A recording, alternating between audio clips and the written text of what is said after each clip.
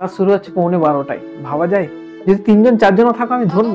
এত রাত্রি জেগে শীতে নিজের ঘুমকে বিসর্জন দিয়ে নিজের স্বপ্নের জন্য জেগে থাকা প্রচুর বড় জিনিস, হিউজ অ্যাচিভমেন্ট। এই রাতগুলো কিচ্ছু মনে পড়বে না যেদিন তুমি রেজাল্ট দেখতে পাও, তোমার বাবার মুখে ওই হাসি কান্নাটা দেখতে পাবো না, সেদিন এই রাতগুলো কাউন্টলেস মনে হবে যে এরকম রাত তো আমি হাজার হাজার জেগে নেবো।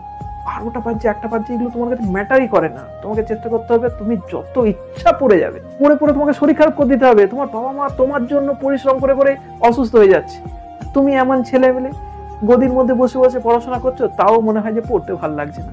এই মুহূর্তে তোমার প্রেম করার সময় নয়, এই মুহূর্তে তোমার সঙ্গে বন্ধুদের সঙ্গে চা খেয়ে মজা করার সময় নয়।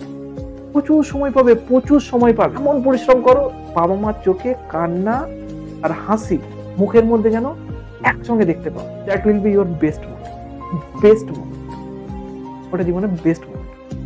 আমি যেদিন অ্যাডমিশন নিয়ে গেছিলাম college of medicine GNM hospital, যেখানে আমি ইন্টার্ন ডক্টর, আমরা একটা কেক কেটে সেলিব্রেট করেছিলাম।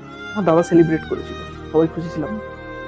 ওই সেলিব্রেশনে ওই মজা পাইনি, যেটা শুধু দাঁড়িয়ে থেকে রাস্তার পাশে এরকম আমি দাঁড়িয়েছিলাম আর আমার চোখ দিয়ে জল পড়ছিল, মোবাইলটা হাতে আছে আর বাবাকে দেখছি যে উনি কি করছেন।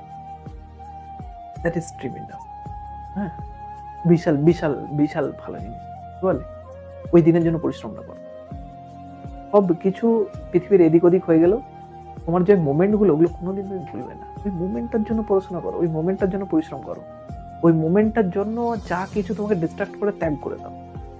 ওই মোমেন্টটা না খুব প্রেসিয়াস। তুমি নিজে পরিশ্রম করে নিজে গেইন করলে তবে ওটা বুঝতে পারবে।